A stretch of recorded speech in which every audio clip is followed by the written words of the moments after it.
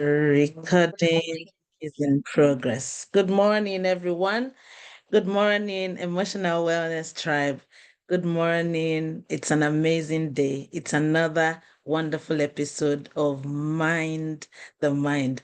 I'm super excited, not just because it's the end of this quarter, but just like we always do in our tribe, we're grateful. We're always grateful for seeing another brand new day because every new day is a new opportunity to be emotionally well. It's a new opportunity to be emotionally aware, to, move strategically towards our mental health and emotional well-being. So we're excited and thank you for being here. Thank you so much for everyone who would see this recording later as well. And thank you for coming early as well. Thank you, thank you for me. Thank you, Paul. I appreciate everyone that would join later. Without wasting time, let's jump right into the business of today. I'm going to be sharing my screen in a minute. Please give a thumbs up once you can see my screen. Please feel free to use the chat room. So if house rules that we already know, feel free. It's an interactive session. Feel free at every point in time to jump into the chat room, share your thoughts, share your opinions. Feel free to also, ask questions if you need to ask, give your opinions, give your suggestions, whenever you want to, please give it. Thank you so much. You can see the screen. I appreciate that feedback. And so here's our topic: minding your relationships. When we hear this topic, what comes to mind? It's about nurturing emotional wellness through healthy and meaningful connections. Through healthy and meaningful connections. We've got so much to explore today. And it's just like, for some, it will be like maybe fresh knowledge. For most of us, it will be like reminding each other, about what we need to do and the strategies we need to take to mind every meaningful connection that we find ourselves, in tune with. But before we start exploring, let's do our icebreaker for today. So I put together this picture by Shutterstock with different emotions, different, instead of just the normal emojis, it's got like funny characters on them. I'd like you to check in the chat room with the emotion that you're feeling now. Mind you, in case the one you're feeling is not on this picture, there's also room for that so that you can choose from all the regular emojis and check in with it. Or you can explain what you're feeling right now in the chat room. Let's go, let's go, let's go. The one I'm feeling right now, you see that lovely red head with the two ponytails? Happy. That's me right there. I'm grateful. I'm happy. I'm happy to be here again. I'm happy for the grace to be able to share, for the grace to be able to explore with this wonderful tribe. I'm happy to be able to do, this, and I'm happy to be sharing in a safe space like this, about our emotions, just being happy, being able to being vulnerable at every point in time. And it shows that we're all human, we're not perfect. And that's just me checking in with that happy emoji. So what's yours? Let's check, let's check, let's check. I'm checking the chat room. I'm checking the chat room in a minute. I'm checking the chat room. Yeah. Fumi says happy. Paul says sleepy. Yeah, Fumi, thank you. Thank you for checking in. Also with that happy. We're twinning this morning, yeah? And Paul is sleepy. Let me see. Is there a sleepy one there? Let's check to see. Oh, there's no sleepy one there, but thank you for putting it in that chat room. And that's a very, very good one, albeit funny, but it just also shows, the reality of life.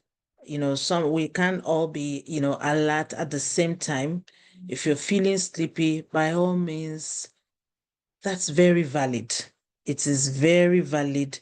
You may be feeling, maybe for some other people that will join in later, for some other people that would see, this recording much later, whatever feeling that you're feeling, even if it's not, captured in this funny picture, please, by all means, whatever it is that you're feeling, your feelings are valid, right? Your feelings are valid. What you now do, to enhance or stop that feeling, if it's a good, positive feeling, yeah, then you can enhance it.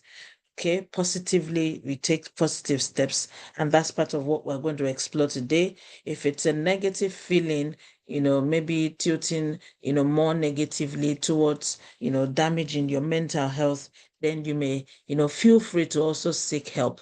But just to let you know, just to also put it out there, whatever emotion that you feel per time is valid. Do not let anyone tell you otherwise. Whatever emotion you feel is valid.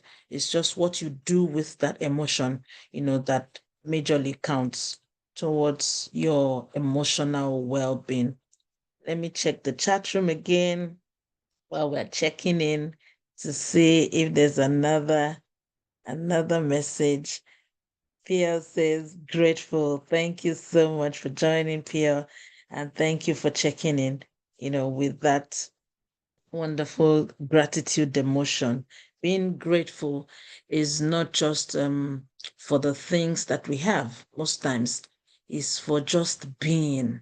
The very essence of our being is enough to be, grateful for. So whatever it is that, just also sharing from Pierre's emotion this morning, whatever it is that anyone else may be feeling, even if you're grateful, for the things you have, for the things that, or the people you have, even if you're just grateful for life, is also valid. For anyone who may be wondering, why is PL grateful, right? It's gratitude, stems just beyond, the things that we can feel or that we can touch, at times. And gratitude also can be for things that we can see as well. So in whatever gratitude state that you're in, your feelings, your emotions are valid. Thank you, everyone, for sharing and checking in this morning.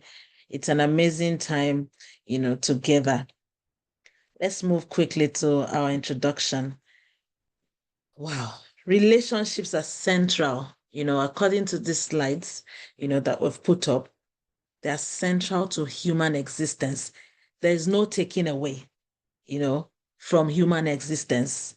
The real and the core being of our existence as human beings is relationship. Even for animals, they do relate. There's people have, pets, people have, so many, connections with different creatures of the creator, right?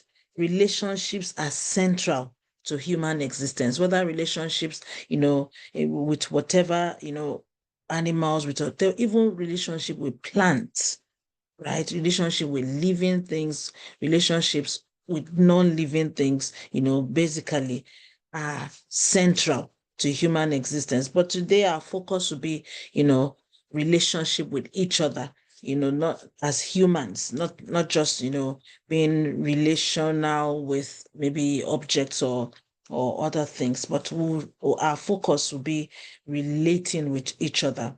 Emotional wellness is deeply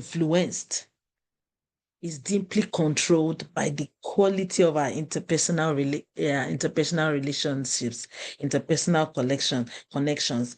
This session explores how to mind and nurture these relationships of ours in a way that promotes psychological flourishing, and well-being. Quick learning objectives. By the end of this session, our tribe will understand the link between relationships and emotional wellness. Yes, they are interrelated. There's emotional wellness on one side, there's relationships on another side, and you're wondering, how do they connect? I'm a quiet being. I like being by myself. It's okay. Yeah. And if you say, oh, I like being by myself and I'm emotionally well, that's also very valid.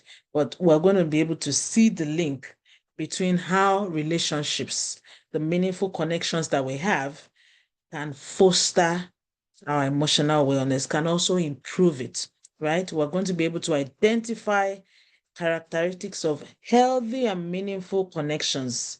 Well, and then we're going to identify, toxic relationships, toxic connections, the characteristics of what makes them so, right? Whether they are toxic, whether they are good, whether they are positive, whether they are negative relationships. And we're also going to explore that mirror effects from other people's perspectives, meaning that if you're the toxic one, right, you're going to be able to see yourself in this session so that you'll be able to change and then maybe find strategies that will help you build better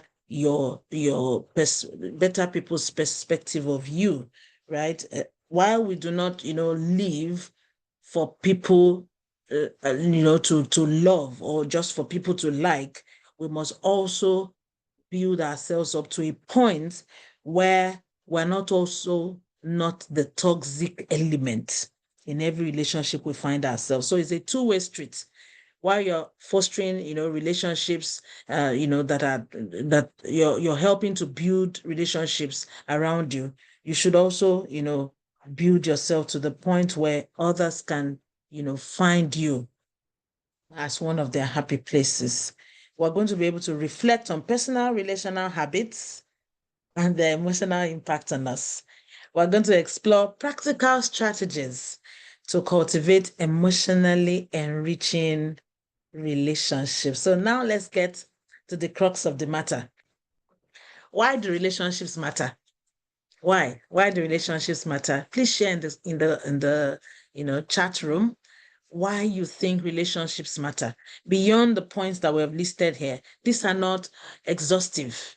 There are 1,000,001 reasons why relationships matter. I particularly love this slide, especially showing the images of, that abstract design on the floor where people are standing, where images of people are standing.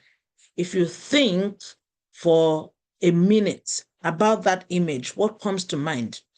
Feel free to share in the chat room. We'll be checking them out, checking your comments also later. And why relationships matter. Never walk alone. Thank you so much, Paul, for that, very powerful start to that. We don't walk alone at every point in time. Even when you think that you're walking alone, look at that picture in this slide. You're standing on the tangent of someone else's line at every point in time. If you see where my cursor is, roaming at, okay, moving on, you see this guy on this circle and this spot. He may be thinking that, oh, he's in a circle of his own, he's in a world of his own. But when you trace it deep down, following my cursor, you see that he's connected, whether knowingly or unknowingly, to another human on the same path. So there's no feeling that, oh, I'm all alone. Oh, this issue is peculiar to me. Oh, this is what I'm facing this all by myself. Nobody's understanding me. No, someone has walked your path before, or someone is currently walking your path. And can we see how these lines are interconnected? That's why I love this slide so much. They are interconnected, everyone standing by themselves. We're able to achieve, so much also by ourselves, but we're able to achieve more, with meaningful connections. So you see people standing at very close proximity, maybe because their values align. That's particularly one of the reasons why relationships matter. Like it was shared in the chat room, we never walk alone. Even when we think we're walking alone, we should never even think, of that point. Even when you think that you're walking alone, we should never think that we are alone. All you need to do is just one hand stretching. Imagine this cursor on this guy right here. If he needs anything, he may be sulking on alone. He may be feeling sad all by himself, but he doesn't know that what he needs, the help that he needs, the idea that he needs, the solution to his problem is just an arm stretch away from this guy here. For some people at this point, to this point on this slide, it may just be a call away. It may just be an email away. It may just be a letter away. It may be just a comment on social media away from your solution, from what you really need, from that word of encouragement at every point in time. So we are never truly alone, except if our mind deceives us to feel that we are alone. We are inherently designed by God as social beings. Humans are not designed to be alone. No, we're not designed, we're not wired to be alone. We're not designed, we're not wired to be alone. We're made as social beings, connecting to each other at every level, connecting. It could be connecting through age groups, connecting through, through social strata, connecting through different circles, connecting through careers, right? Through the ladders that we get to climb per time in life. We're every time connecting with each other. Don't let's lose sight of that. Don't let's lose sight of that. And for Man U fans, or is it Man U or Liverpool? That's their slogan. I think it's Liverpool that they say never walk alone, right? It means that the day you decide to walk alone, what happens? As they would say in, my local parlance, you have entered one chance, right? So do not walk alone, right? Do not walk alone, because your relationships matter, because it helps you to secure. It gives you that, it secures and builds that supportive, connection around you. Secure and supportive relationships, they enhance resilience. Resilience is also, also known as staying power. Is also known as being able to bounce back, when you face difficulties. The ability to be able to bounce back, the ability, to have that yo-yo effect, not just bouncing back, right, from one negative spot or the other. We're talking about bouncing, out of negativity into positivity, bouncing from maybe a positive, a very low state to a high state, to enhance your mental awareness. And we're talking about being grounded also. Resilience can also mean being grounded. It can also be staying power, the ability to stay on one task, the ability to do that which you are convinced about to do, especially when it's positive, and especially when it's, targeted at your progress. That ability to stay there until it works out. The ability to keep finding what you look, just to keep at what you're looking for until you find it. The ability to stay there. We are spiritual beings, the ability to connect deeply. It could be staying in prayer, it could be staying in strategy, it could be just focusing. That staying power is the resilience that supportive relationship enhances, right? Secure and supportive relationships enhance resilience, emotional regulation, and well-being. So you're not just tossed around.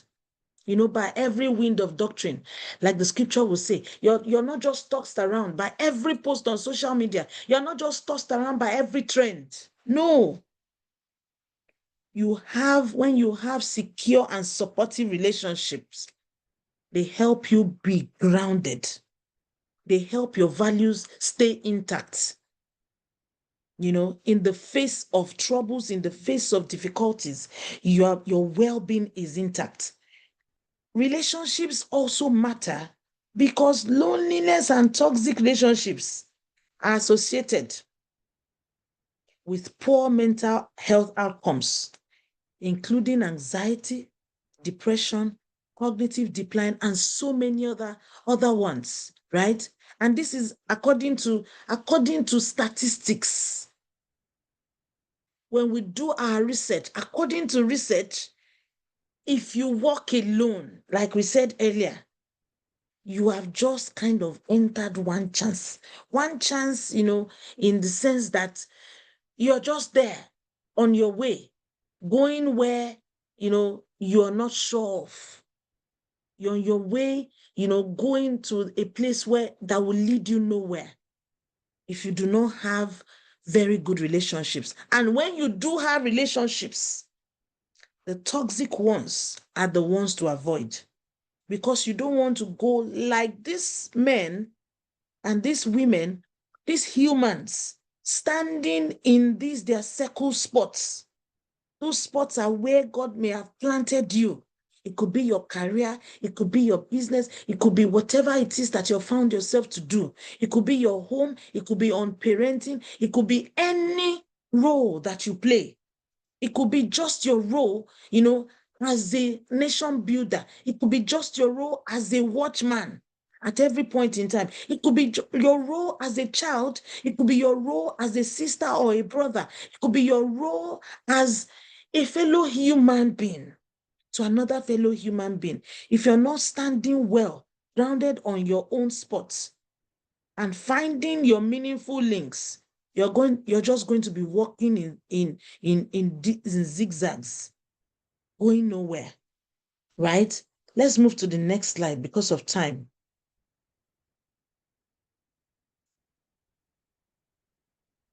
Emotional wellness, it involves the capacity to be aware of, to understand, to express, and regulate emotions effectively. Just as I've written down here, it includes developing positive relationships. I like the way that this picture on this slide captures it. It captures, that picture or that shape of love with different human hands holding it together. How beautiful that is, right? It helps you. Your emotional wellness, it involves developing that positive relationship, the empathy, the self-awareness that we need, and the dynamics that are significant to help shape our mental health. That's what emotional wellness is. So it's not just about being happy all the time or being grateful all the time. There are times that we may feel unhappy. It's just to find that awareness, not being in denial about what we feel per time. Earlier, when we were checking in and we're checking in about how we feel, that awareness is in itself emotional wellness. The fact that we know that, oh, right now we feel tired and sleepy. Right now we feel happy and grateful. Right now we may feel sad. We may not feel, we may feel poorly in our health. We may have different things that we're feeling, different emotions at every point in time. But you see that awareness, that point of awareness is where emotional wellness begins. Because only a sane person, only someone who is alive also can be aware of where they are at every point that they are in life. So being aware at every point in life is that wellness defined, right? And the signs of healthy relationships around us that we can see, they are much more than these, 5 points that I've put up. They are much more than mutual respect and trust, right? You have open, honest communication. When you cannot have it, just flip this slide. When you do a flip of it, then you know that those are signs of toxic relationships, right? Signs of healthy relationships, mutual respect and trust, being open, being honest, in your communications with people, right? You're not just communicating in a very bizarre way. You're communicating openly. You're being vulnerable. You're being honest at every point in time. I'm not saying that then you should go all out and, start, opening your mouth and jeopardizing your life. No, I'm talking about when you really need to share, when you need to really talk. This also speaks to me as well, right? We all have, tendency to overshare at one point in time or the other, whether as business owners, whether as career people, whether even as children of God, whether even as human beings at every level that we find ourselves. Sometimes we overshare. Sometimes we are too open, to a fault. We need that balance to have honest communication. You know when to know, gauge other people's reactions, gauge their feelings vis-a-vis what you're about to share. If what you're about to share is going to be toxic to someone else in the eventual run, then you may need to zip it. Having empathy, fostering emotional support. These are all signs of healthy relationships. And having healthy boundaries, being able to say no, as short as those two letter words are. Those two letters in one word, no, is very hard for some people to say. But we need that healthy boundary at every point in time so that we can have, that healthy balance in our relationships. If we do not know how to say no at this point, then it becomes a very big issue. Having healthy boundaries and space for our individuality. When you are in a relationship and it looks like you're always in the shadow of other people's visions, you're always in the shadow of other people's achievements, it means that relationship may not be too healthy. Even if it's a marital relationship, there should be room for individuals to shine. There should be rooms for individual, in that relationship. If it's the head of the house, the man, if it's the woman, who is the very supportive pillar of the home, there should still be that room for the man to shine in his own right and the woman to shine in her own right. And there should be that when we cannot sharpen each other, then it means that relationship is toxic. At some point in time, it should be that one person lifts each other, at every point in time. When we need lifting at every point in time, everyone at every point in time needs one form of lifting or the other. But when it looks like every time it's just one person that needs to be lifted, then you may need to watch it. Have a sit down and do a rinse and repeat of all these, signs. And ask yourself, is there mutual respect and trust in this relationship? It may not be amorous relationships. It may even be business relationships. It may be relationships maybe with your congregation. It may be relationships even with your parents. It may be relationships with your siblings. It may be relationships with your friends across all boards. It may be relationships with your colleagues. It may even be a team relationship in the workplace. If you're in a toxic place where they love you so much, they give you so much tasks to do, you do everything without complaining. In fact, you're the go-to person. People say, oh, go and meet Mrs. P, go and meet Mrs. O, go and meet Mrs. E, or go and meet. And at the end of the day, you are like the solution bringer, which is good. But in the end, you feel like you're lost because there's nobody that can even offer you the same solution, the same succor when you need it. Then that's is a toxic place to be. In a place where you know that they are users. You know that they are users. Someone said, something one time, and it stuck with me. It's very profound. It's a statement that says, takers have no limit. Takers have no limit. And so I would liken, them to like emotional vampires that only suck and suck and suck and suck. And when all people do at every point in time is to keep sucking and sucking and sucking the life out of you, then you should know that that's very toxic. That's a very toxic, point to be at that point in time.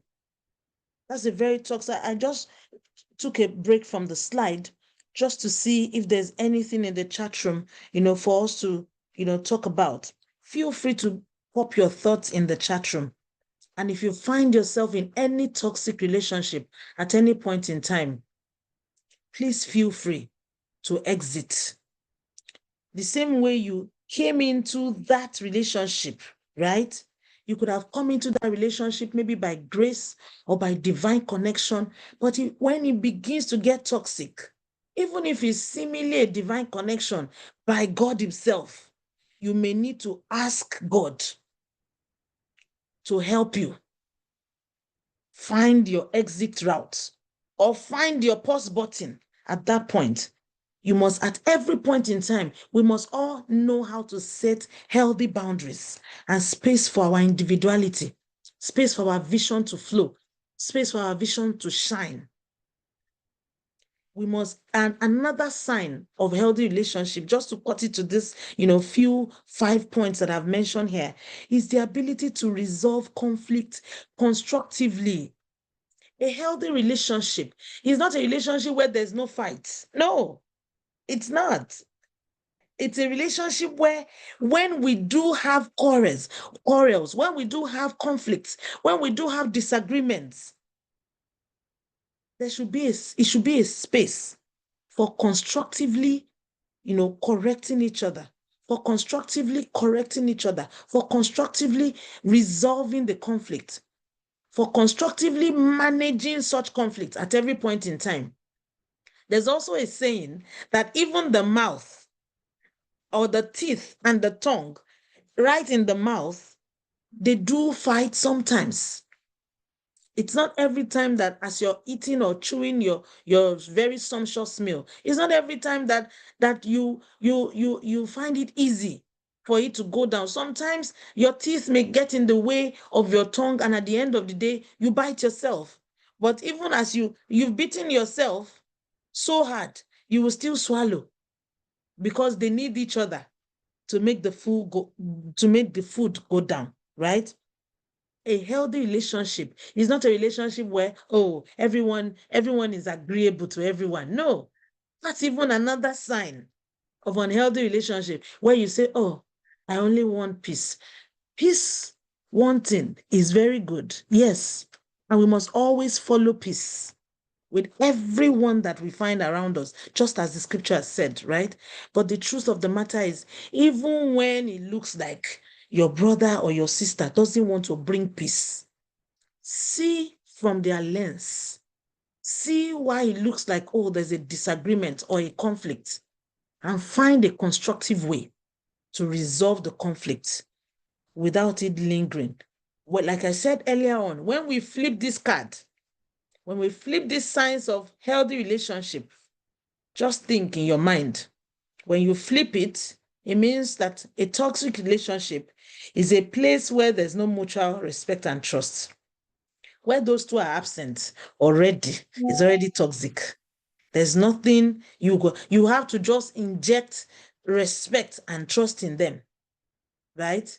To make sure that to be sure that you're in a healthy relationship. But when there's no respect, mutual respect for each other, it could be between parents and children, between siblings, between, husband and wife, between friends, between siblings, between business partners, between, colleagues at work.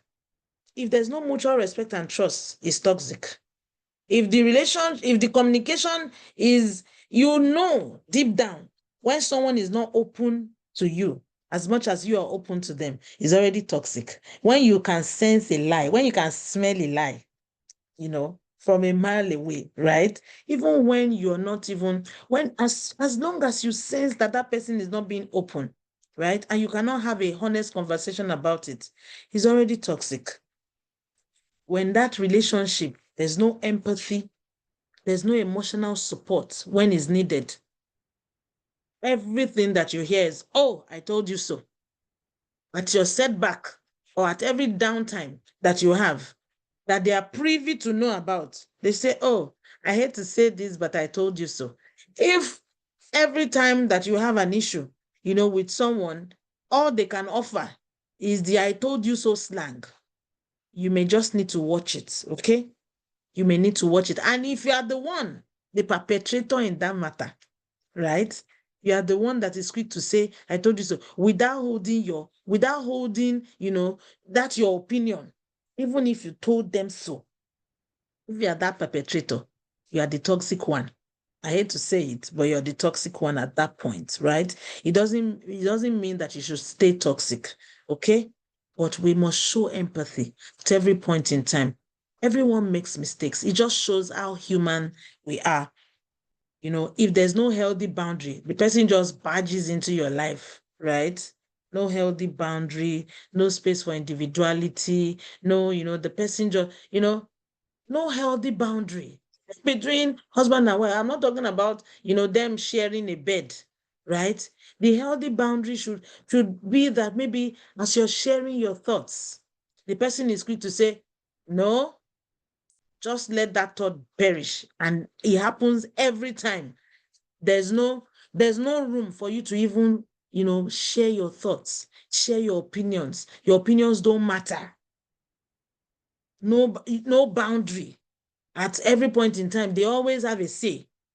Then you may need to watch it, okay? And maybe have an honest conversation about that and say, oh, this is what I feel, and then this is how I feel. And by the time you're able to, say that, you find out that you are human again and you're able to love each other again as God has designed it to be.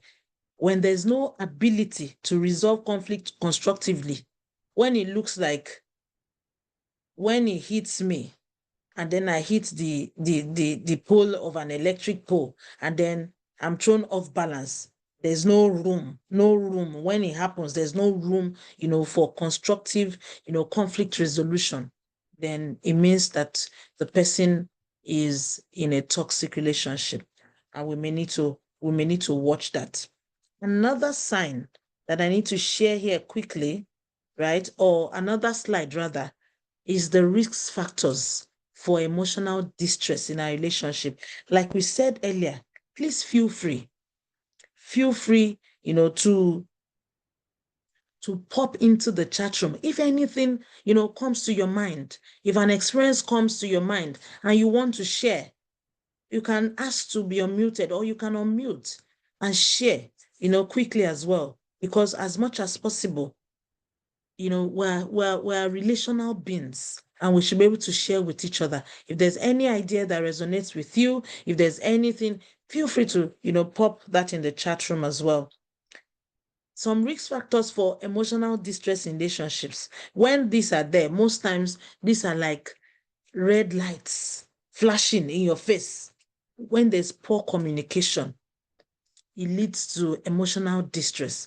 When there's emotional neglect or when there's manipulation, that manipulative tendency, we all have it. That's the truth of the matter. But we have it more than, each other at every point in time. Not because, we received different doses of manipulation at creation. No, it's the way and manner you have decided to be using yours. If I'm manipulative, right, in a way, of course we all are as humans, because without you being able to, do some things to suit your own tendencies at some point in time, or suit your own preferences, right? But when it becomes, when it's even, I'm not talking about you choosing yourself here. When it tilts towards manipulation in itself is a negative energy. right, is a negative energy. It's different from when you're choosing yourself, when you're choosing what works for you, or when you want to say you want to drive your own opinion or you want to drive your own agenda. It's okay, but you don't have to be manipulative about it to now make people fall into that ditch and pit, right? Hello to every marketer in this place. I know that most times some of us have been victims of buying what we don't need. But the truth of the matter is, while some people do it, as a career, it's okay if it leads to the positive. At least nobody forced you to go and buy what you don't need, right? Nobody dragged your neck. But even if you do it for work, make sure that in your relationships, there's no negative manipulation. The one marketers do, I would like to call it maybe a positive way of, I know they won't call it manipulation, they will call it advertising, right? And they will call it marketing. But when manipulation is manipulation in itself, right? It means that that's a negative energy. And when there's that form of manipulation, someone always just trying to push their own agenda, drive their own points, so that at the end of the day, you are arm twisted. Yeah, that's the word. Into whether it's convenient for you or not, you are arm twisted. I know that we do have different temperaments, right? That could, foster these manipulative tendencies. But that's why at every point in time, as we grow, such manipulations should drop off by the help of the Spirit of God. It should drop off by your emotional maturity, so that you're not quick to manipulating other people and then you start sulking when they don't take your point, or when you sell it and they are not buying, right? Lack of validation or empathy is also one red danger flag for singles, who are willing to mingle, right? And getting into, lasting relationships that would lead to marital bliss. When there's lack of validation or empathy, not like you have to live or thrive on other people's validation, no. But when you don't even get, that healthy dose of validation and healthy dose of affirmation from your fellow humans around you, then it's a red flag. Codependency. This one is something else. Like, if at the end of the day you are feeling like I cannot do without this person, I have to just be enmeshed with this person. I have to just be yoked. Let me use that word, with this person. Without this person, I cannot move forward. Then that is a red flag. It's a red flag rather. Unresolved trauma, it can lead to emotional distress. So many of us are carrying around baggages from our, childhood traumas, baggages from our ACEs. They call it adverse childhood experiences in mental health, right? Adverse childhood experiences. Some experiences have stuck with us, right? And they're like they form attachment wounds, so that when you have that and you're carrying it around, it will definitely lead to emotional distress in another relationship. You don't bring your trauma, right, without healing into another relationship. That's the place of therapy. Find a professional therapist, and a godly one at that, okay? So that you have that balance that you need to help any unresolved adverse childhood experience or any unresolved trauma not to lead you to distress in your future relationships, okay? We cannot play the role of EI, the role of emotional intelligence in this whole equation, because that's the key component of self-awareness. When you're emotionally intelligent, you're able to regulate your emotions. You're able to control your emotions. You're able to manage your emotions. Let me put it that way. Yes, you're able to respond to situations rather than reacting, right? There's a big difference between reacting to circumstances, reacting to issues. There's a big difference between reacting and responding. When we learn to respond appropriately, A response in a time of anger or in a time of, when you're pissed off could be just to keep quiet at that time. It could be synonymous to walking away from that spot. That may be a positive response, right? At some point in time, rather than reacting and lashing out back. While some other ways, depending on the situation, not in the heat of, conflict management, walking away also could even trigger something else. So we must learn that emotional regulation to know when to react and respond, to know when to respond appropriately, rather than reacting to circumstances, right? That awareness, that relationship management, that is the role of emotional intelligence in building and fostering healthy relationships. And AI also helps in identifying emotional triggers, those buttons of ours, our emotional buttons, our emotional, start buttons.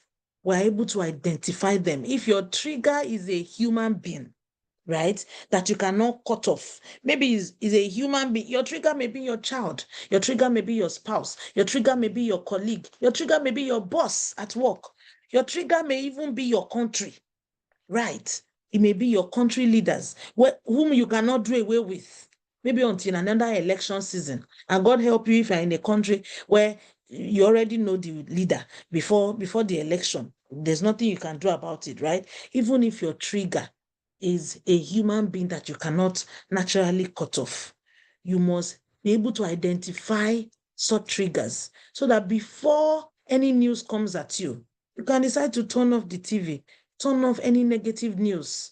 Maybe if you know that your own trigger is rumors and news of war, rumors and news of evil, turn it off. And if you are the one that likes to share it unsolicited, right? And you know that it makes people cringe, and you know that it brings fear into other people when you share those bad news, keep it to yourself. Don't be the toxic element in every relationship. People already have seen that same news that you want to peddle. They decided not to talk about it for a reason. Keep it to yourself. If you know that it's going to trigger fear, it's going to bring commotion, it's going to make other people feel small, don't share it. If you're sharing maybe for edification, for people to be aware, is a different thing, right? But even when you are sharing, you must know your audience. You must know your person whom you are sharing it with. If you know that it will not help them, right? For example, I jokingly tell my husband, it has moved even from jokes at times to being very serious. And I say, don't play that song. He's a very favorite musician of his that he likes. It's not like he's toxic, really, but most times he just triggers me. And I know that, and he will be smiling.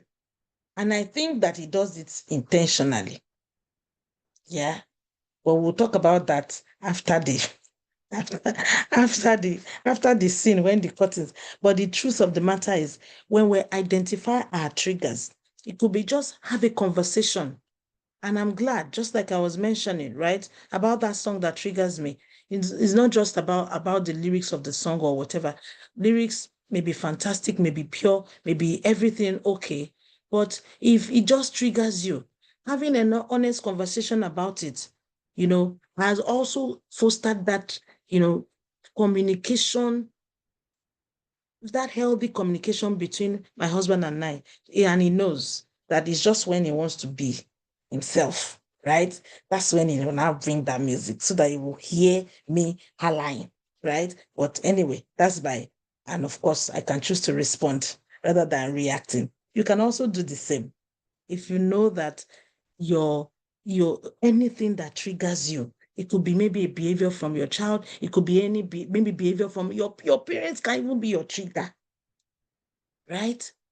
Find a coping mechanism at every point in time. Maybe it's because you call them in the morning, try calling them in the afternoon, or try calling them in the evening when you know that they're already worn and tired and they won't give you too much negative energy, right? If it's because maybe you call them every Sunday, try calling them like Mondays or Tuesdays or Wednesdays, or call them like, if there's I don't want to, tell you what to do, but you will know what to do to help yourself as well, right? Yeah, and some people needs blocking also in your relationships. You can block them for a while and then release them. And of course, when you are doing that, remember that if you are very toxic as well, some people you may be prone to being blocked also. So we need to reason that out and balance it. Okay. Right? The role of EI is to also enhance empathy. Someone shared something in the chat room quickly. Let me check, right? If you have children, okay, or a spouse who is very manipulative and takes advantage of his or her partner, how do you manage him or her, considering the fact that the couples are married with children? Very good, great question, Mrs. Essien. Thank you for asking, right? If your trigger is a human being, like I said, if it's a spouse, if it's a child, if it's a parent, if it's a sibling, right? But in this particular question, it says that the couples are married with children, meaning that, this is a case study of a couple with children, and they're very manipulative. And I know that manipulation is tilting to what you do first is to find coping strategies. Like this particular slide that we're moving to. Find coping strategies to help you. It could be a coping strategy. If you know the manipulation is turning you, into something else that you're not. Get therapy. We've mentioned it in the slide before now. And before getting therapy, there's room for connecting to your spirituality. We cannot overemphasize that. There's room to pray. There's room for praying and for focusing, for being resilient in that place. And if you find out that nothing is beyond prayer, that's the truth. But you need to, there's some prayer and ideas and constructive solutions is what strategies are. Strategies by themselves cannot work, without prayers and planning. We have to walk and pray. We have to watch and pray, right? Be present. Practice active listening. If your trigger is your spouse, listen to what they are saying, what they are not saying. Have meaningful engagement and communication. Talk about it. If you have talked about it in therapy and it's not working, you have talked about it in prayer, keep praying. Yeah? But keep being present. But if it leads probably to maybe forms of abuse that wants to take your life, the professional advice from me as a certified coach and therapist and as a mental health practitioner would be to live for a while, right? Because only the living can fulfill destiny. In any relationship that you find yourself, right? Only the living can fulfill. It could be we have had, sessions with men who are being abused. It's not just about with women who are being abused, vice versa, right? The most sensible thing to do at that point would be to pray intensively and also to seek support, get professional counseling, get professional therapy, get, where a place where you can foster mindful engagement. And another way to cultivate, I hope that helps, right? And we can also discuss that much later, okay? I hope it helps, but the truth of the matter is we cannot afford. This life is too short for us to be living perpetually in manipulation, in manipulative and abusive, settings at every point in time. Let the abuser be by themselves. Let you also be by yourself at every point in time. You find a solitary place. You might even have a retreat for yourself once in a while. If it's somewhere that maybe is not too deep enough for you to say, let's separate, right? Physically. Take time off. Have some me time, have your break, invest time and efforts in cultivating deep, meaningful connections. Back to our slide. I hope that helps, Mrs. Essen, right? Be present, practice active listening, be open to feedback. We've discussed that earlier. Mind your relational boundaries. Say no without guilt. That also answers that question, right? He answers that question. Say no. If you cannot do it, say you cannot do it. You are not deputy Holy Ghost. When people task you with different things, that, oh, you are the person that can save the world. That's the truth. Leave that job for Jesus. And he has done it over 1,000 years ago. He has already done it. He has saved the world. Anything anybody wants to do after is just an addendum, right? To the finished work on Calvary. You are not deputy Holy Ghost. God is not looking for another Holy Spirit to send. God is not looking for, but you, even as much as possible, as you are a tool in God's hand, right? Learn to choose yourself without feeling guilt. Yeah, without feeling guilty for it. Clarify your roles and expectations in that seemingly manipulative, relationships. Clarify your role. Let everybody know their role. Don't, when you expect too much also, it also gives you that emotional distress. When you are maintaining your healthy boundaries, when you are saying no without guilt, that also answers Mrs. Essen's, question, right? When you clarify your rules, let everybody know their expectations. When you expect too much, it will cause trouble. When you expect too little, it will cause, just know your expectations. Recognize when to walk away from toxic dynamics. We've mentioned that earlier as well. Okay? Recognize when to walk away. When to walk away. Nobody, claps on a dead man's, grave, except if the person is very wicked. They say, oh, well done. But nobody gives a medal to anyone who is, dead, right? Walk away when you need to walk away, okay? Right? We've talked about, strategies for strengthening relationships, intentional quality time to bond, make sure that God takes priority. Communicate these needs clearly and compassionately. Seek help when needed. We've mentioned that earlier, right? And the broader impact is for you to have the collaboration that you need, for you to have a greater community, even as we are all supposed to serve God and be a blessing to humanity. That's for the broader impact, right? The final thought and takeaways in all this, I took it, from a very, very interesting scripture, and that I also like. Proverbs 27:17, NLT. It says, as iron sharpens iron, so a friend sharpens a friend. The quality of your life, that's by Esther Perel, ultimately depends on the quality of your relationships. Prioritize emotional connection. Choose relationships that align with your values and well-being. Practice self-care regularly. Practice self-care regularly.